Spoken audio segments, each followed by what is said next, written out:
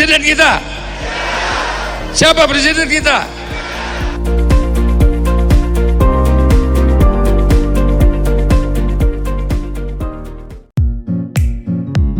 Gubernur Jawa Tengah Ganjar Pranowo yang juga calon Presiden Republik Indonesia yang juga didukung oleh Partai Hanura menghadiri workshop dan bimbingan teknis atau BIMTEK Nasional 2023 yang digelar Dewan Pimpinan Pusat Partai Hanura di Semarang, Jawa Tengah, pada Senin 29 Mei 2023. BIMTEK Nasional yang mengangkat tema membangun daerah dengan hati nurani untuk mewujudkan kesejahteraan rakyat Indonesia ini ditujukan kepada kader dan anggota DPRD fraksi Hanura se-Indonesia. Dalam sambutannya, Ganjar Pranowo menyambut baik kehadiran kader-kader dan pengurus Partai Hanura di Jawa Tengah. Ganjar juga memberikan apresiasi dukungan yang diberikan Partai Hanura atas pencalonan dirinya di Pilpres 2024 nanti. Menurut Ganjar, dukungan Partai Hanura membuat dirinya dan PDI Perjuangan semakin yakin pelaksanaan pemilu 2024 akan berjalan mulus. Ganjar juga mengajak mari kita tunjukkan pada dunia, pemilu 2024 di Indonesia ini merupakan pesta rakyat, semua harus bergembira. Dengan spirit baru, Ganjar yakin kita mampu menciptakan semangat dalam meraih kemenangan. Dirinya juga yakini Hanura bisa membawa harapan dan spirit baru itu. Jadi waktu saya masuk sambil salaman tadi, ini pas dengan temanya Bu Roro tadi. Saya melihat wajah-wajah dari DPRD yang datang di Semarang itu berbinar-binar. Luar biasa. Senang saya melihatnya, bahkan Pak Oso sejak di bandara tadi saya sudah bertemu dari Jakarta ke sini, satu pesawat isinya Hanura semuanya. Full tadi itu. Kita sudah foto-foto tadi di sana. Ada beberapa yang hadir dan ketemu. Dan kalau kita melihat teriakan perpres, itu soal kecil. Kecil. Karena saya lihat seluruh wajah tadi yang tampil itu rasanya nggak ada yang butuh uang. Ya, salah Bu, salah. Teriakannya tadi pura-pura. Kelihatan kalau kader-kader Hanura itu sudah tidak lagi berpikir uang karena harus melayani rakyat tadi. Bener kan ya? Betul ya? Perpres jangan dirubah Bu. Karena sudah nggak butuh. Tapi tenang saja. Kami nggak ngurus uang Pak. Karena sudah diurus oleh Setwan. Jadi Bapak Ibu sekalian, saya ingin bercerita pada beberapa kejadian terakhir yang menurut saya menjadi begitu penting untuk kita obrolkan. Ya tentu saja beberapa hari ini hampir seluruh media isunya adalah politik. Tapi karena partai politik ya kita bicaranya politik. Meskipun ngomong politik di tanggal tua itu nggak enak sebenarnya ya. Ini tuanya bukan tua sekali, ini tua banget itu.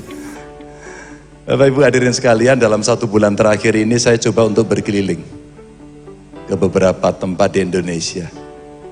Itu pun saya lakukan setelah tanggal 21 April. Karena itu tanggal keramat. Hari Kartini maksudnya.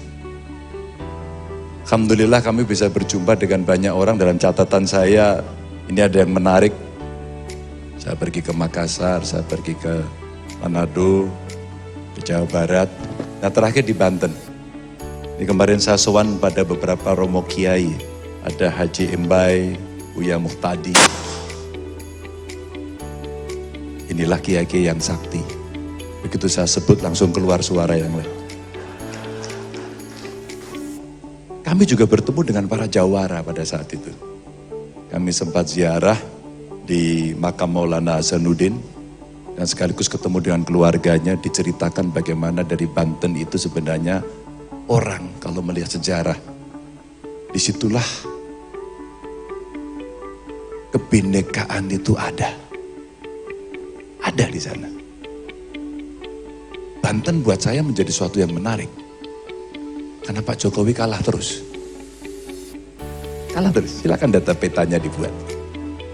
Tapi alhamdulillah pada saat saya ketemu dengan para tokoh-tokoh hebat ini, rasa-rasanya saya merasa nyaman. Nyaman sekali saya. Kami datang disambut, kami olahraga berbarengan, dan ternyata kita bisa. Maka kalaulah BIMTEK ini kita bicara, ada pendekatan-pendekatan lokal yang mesti kita lakukan, maka kawan-kawan di setiap daerah pemilihan pasti tahu bagaimana cara mendekati. Ini menjadi penasaran, karena Pak Jokowi kok kalah terus, kenapa? Ternyata, saya tanya satu persatu, hoax itu luar biasa. Prof. Bahtiar pasti sebagai ahli komunikasi sangat paham pada soal itu. Dulu beredar satu tabloid yang kemudian rame dan itu dipercaya hampir 10 tahun. 10 tahun. Tantangan dalam demokrasi dan demokratisasi kita adalah mengedukasi itu. Lagi tadi saya ceritakan hal yang mirip-mirip ini ketika kemudian saya bicara di salah satu grup media besar. Ya, televisi, multiplatform mereka punya, televisinya banyak banget saya ceritakan. Di mana letak peran kita dalam melakukan edukasi politik itu? Maka 2024 mesti kita ciptakan satu harapan dan spirit baru. Sekali lagi, harapan dan spirit baru. Saya sampaikan kepada seluruh pelaku politik, di mana Bapak Ibu, kita pemilu kan tiap 5 tahun. Kan kita bukan tidak punya pengalaman. Ketika saya melihat gambarnya Mas Mukwam di Hanura, biasa saja kan. Kakak saya masih Maman Sori juga sama. Dari sana ke sini nggak apa-apa. 5 tahun cocok kita berangkat, nggak cocok nggak usah dibungkus. Enak ya. Maka pada saat itu, kelihatan tanggal tua nih kalau ada kejutan terkejut. Maka pada saat itu biasa saja. Tidak perlu kita membawa cerita-cerita yang membuat luka hati sahabat kita. Apakah suku, apakah agama, etnisitas. Maaf, kalau kita pernah bersama dan kita berpisah, kenapa kita mesti mengungkit-ungkit yang lama? Bukankah itu membuka buruknya sendiri dan boroknya sendiri? Janganlah. Yuk demokrasi kita makin berkualitas yuk. Kita tunjukkan dengan segala keasikan demokrasi sebagai sebuah pesta. Pesta itu senang, bukan marah-marah. Medsos kemudian menjadi rujukan hari ini. Maka media mainstream sekarang mendapatkan tantangan dan gempuran yang luar biasa. Luar biasa Bapak Ibu. Orang di media mainstream itu latihan, didiklat, ngerti etika jurnalistik. Tapi di media sosial bebas. Kalau nasibnya buruk, cukup dengan tanda tangan permintaan maaf, dikasih materi 10.000. Apakah ini baik? Tidak. Mereka liar, mereka bebas, bahkan kadang-kadang diproduksi. Sehingga muncul black campaign. Menurut saya negatif campaign itu tidak apa-apa. Tapi jangan black, karena itu hoax. Ini penting adanya harapan dan spirit baru Bapak Ibu. Dan tentu itu perkara yang mampu kita ciptakan untuk mengobarkan semangat kita sebenarnya dalam meraih kemenangan atau minimal perbaikan keadaan. Improvement yang kita lakukan. Dan saya yakin sebenarnya seluruh kader Partai Hanura yang hadir di ruangan ini pasti akan membawa harapan dan spirit baru itu. Yakin saya. Yakin seyakin-yakinnya setidaknya lolos PT. Bapak Ibu, hari ini dengan direct vote yang dilakukan dengan dapil yang sudah tersedia, dengan pengalaman saya dulu bareng di parlemen, banyak tokoh yang pernah bersama saya, bisa saat itu. Saya kira kita coba kembali tinggal mengingat-ingat. Ternyata masyarakat punya rasa yang berbeda, yang berubah. Pengalaman di politik-politik yang ada di negara yang lebih dulu melakukan demokrasi, biasanya yang kita rebut siapa sih? Mereka yang swing dan itu sedikit persentasenya. Selebihnya adalah pemilih pemula. Generasi Z saat ini maksud saya, ternyata mereka punya preferensi sendiri untuk memilih. Apakah itu ideologi? Bisa iya. Tapi lebih banyak pada hobi. Apakah mereka sama dengan saya. Maka saya hanya ingin mengingatkan saja, spanduknya jangan gini. Ini lebaran ya gini, pemilu ya gini, pilkada yang gini, nggak kreatif. Tanyalah, ajaklah kemudian anak-anak muda ini. Saya punya cerita saya tulis. Karena spirit dan harapan baru ini sudah dibawa, maka ayo gandeng yuk generasi pemilih pemula dengan satu edukasi yang bagus, dua dengan kreativitas mereka. Kalau senang dengan calonnya, berikan ruang mereka akan support. Yakin saya itu. Nih, saya dongengkan di sini. Kemarin saya mendapatkan cerita dari anak saya. Yang dia kemarin melakukan rakerda. Apa itu rakerda? Rakerda tentang e-sport Indonesia atau ESI Jawa Tengah. Anak sekarang ngomongnya e-sport. Dia bisa dalam, bisa ngobrol, bisa berjuang bersama teman-temannya bagaimana e-sport ini bisa berjalan. Anak sekarang. Dan salah satu yang mau dia lakukan adalah dia akan memaparkan program dalam 1 tahun ke depan kepada kalangan industri. Bapak Ibu, it is not just a talent, industry. Industri. Ini gambaran anak-anak muda ini Bapak Ibu. Jangan salah, mereka punya atlet-atlet hebat, bahkan tidak kepake di sini, dibawa ke luar negeri dan dia menang. Nanti habis itu kita yang repot. Aduh, gak diperhatikan nih gitu. Anak sekarang butuh ruang. Dari situ harapannya akan terjadi satu kerjasama. Walau tentu saja Bapak Ibu diskusinya panjang. Ada yang bertanya kepada dia begini pertanyaannya. Apakah memungkinkan untuk menggandeng para calon legislatif atau kepala daerah? Ini pertanyaan menarik loh. Mungkin nggak para caleg kemudian diajak kolaborasi dengan mereka? Bapak Ibu, hampir 60% mereka nanti menjadi pemilih. Hati-hati loh. Gede. Milenial dan Z. Ini gede. Bagi saya sebenarnya ini usulan yang keren. Mesti dijemput bola. Ambil Bapak Ibu. Cepat ambil. Ambil kesempatan ini. Mudah-mudahan yang nyanyi ini jadi nanti kadernya Pak Oso. Itu usia mereka Pak. Yang pikirannya beda. Generasi Z saja adiknya milenial kadang-kadang gak mau disebut milenial. Apalagi kita dengan rambutnya yang sudah kolonial ini. Apa artinya pemuda-pemudi ini para pegiat atau atlet e-sport ini sebenarnya cukup terbuka dan membuka diri terhadap Bapak Ibu sekalian. Karena ingin menggandeng Bapak Ibu. Opportunity. Mereka akan promo, Bapak Ibu butuh suara. Klop. Dan itu anak-anak kita. Dunia pada hari ini. Tinggal sebenarnya Bapak Ibu apakah lambaian tangan mereka Bapak Ibu mau tangkap atau dicuekin. Kesempatan, opportunity dari pemilih pemula yang luar biasa. Maka 60% suara ini tentu kita harapkan jangan ditinggalkan. Ini 60% pemilih Indonesia didominasi kelompok muda. Dan generasi Z itu luar biasa. Saya punya slide tadi yang usia, boleh maju nggak ya? Usia muda pemilih dalam konteks demografinya Indonesia. Sebelumnya lagi. Nah Bapak Ibu ini kondisinya, mereka ada yang di tengah itu cukup gemuk. Dari jumlah penduduk yang ada, komposisi laki-laki dan perempuan, maka next, berikutnya bisa kita lihat Bapak Ibu. Nah, ini dari usia 9 sampai 24 tentu saja yang di akhir-akhir yang akan menjadi pemilih 66,8 juta. Pasti saya melihat ini langsung wow. Saya kemarin ngobrol dengan mereka, ternyata mereka berkelana, surfingnya di mana? 2 Pak. TikTok dan Instagram.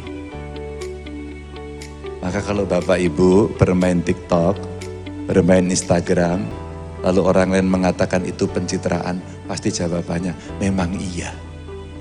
1. 2, pertanyaan yang saya sampaikan kepada anak-anak generasi Z, bro, kenapa Anda main TikTok atau Instagram? Pak, saya bisa mengekspresikan diri saya. Berarti ada 2 hal dia. dia sangat kreatif, dan 2 sangat inovatif. Apalagi, Pak, saya berselancar di dunia online dan medsos karena saya mendapatkan informasi dengan sangat cepat. Beda dengan papa kami, beda dengan kakek kami, apalagi yang dia baca Qurannya manual kuno, kata dia. Semua hanya ada di alat ini. Ini Bapak Ibu. Sementara generasi Y atau millennials-nya 65, lebih kecil. Meskipun hampir sama. Dari generasi X kita ada sekitar 54. Bapak Ibu, yang pemula ini masih jernih. Maka kalau kemudian ini menjadi satu potential voters yang kemudian menjadi target kita, silahkan Bapak Ibu. Saya kira saya lihat dari depan tadi terlalu banyak anak mudanya, artinya kemungkinan frekuensi itu sama. Mudah-mudahan binteknya bermanfaat. Selamat datang di Jawa Tengah. Salam saya untuk semuanya. Wassalamualaikum warahmatullahi wabarakatuh. Sebelumnya dalam acara yang sama, Ketua Umum Partai Hanura Usman Sabtaodang yang akrab disapa Oso dalam sambutannya menjelaskan bahwa dukungan Partai Hanura kepada Ganjar Pranowo di Pilpres 2024 bukan didasarkan pada keinginan elit DPP partainya. Oso mengatakan, keputusan untuk mendukung Ganjar di Pilpres 2024 adalah aspirasi dari para pengurus dan kader Partai Hanura di seluruh daerah Indonesia. Oso mengakui bahwa dukungan kader-kader Partai Hanura di daerah kepada Ganjar tersebut sudah tepat. Dia melihat figur Gubernur Jawa Tengah itu telah memiliki banyak pengalaman di bidang eksekutif dan legislatif, serta telah mendapat dukungan dari Presiden Joko Widodo, Jokowi, saat deklarasi pencapresan di Istana Batu Tulis, Bogor, Jawa Barat. Siapa presiden kita? Siapa presiden kita? Calon Presiden Republik Indonesia begitu dipasangkan songkok kopiah oleh Ketua Umum partainya, oleh Ibu Megawati Soekarno Putri. Kita menonton di video besar dengan seluruh pengurus DPP dan disaksikan oleh Presiden Republik Indonesia yang juga memberi statement. Pertama dulu saya lihat waktu memberi statement yang jadi presiden yang rambut putih. Yang kedua memberi statement pada waktu Ibu Megawati menyatakan calon yang dicalonkan oleh partai PDIP adalah Ganjar Pranowo. Dan sayalah Ketua Umum Partai atas seizin semua ketua-ketua DPD yang hadir ini. Saya bicara di video, saya tanya pada semuanya, apakah saudara-saudara setuju kita mendukung Ganjar Pranowo menjadi calon presiden? Semuanya mengatakan setuju. Maka statement pertama yang menyatakan mendukung setelah Ibu Mega mengumumkan adalah Partai Hanura. Kenapa? Saya patuh kepada presiden saya. Jadi presiden saya nggak boleh main-main karena sudah komitmen dengan saya, dengan semuanya. Kita adalah mendukung calon yang kita pikir adalah yang pantas yang kita pilih. Bukan berarti tidak boleh memilih yang lain. Silakan aja. Nanti kalau saya calonkan diri jadi presiden gimana? Boleh juga kan? Boleh nggak? Nah, siap-siap aja. Tahun 32 nanti Pak Ganjar calon presiden kita yang kita dukung. Saya kalau mendukung orang dari hati yang dalam dan tidak akan pernah berubah. Ingat, itu saya. Apakah kalian juga begitu? Apakah kalian juga begitu? Ya, coba angkat tangannya semua. Kader, kader, siapa calon saudara? Siapa calon saudara? Siapa calon saudara? Gitu dong. Siapa presiden kita? Siapa presiden kita? Hanura Bali Official mengabarkan.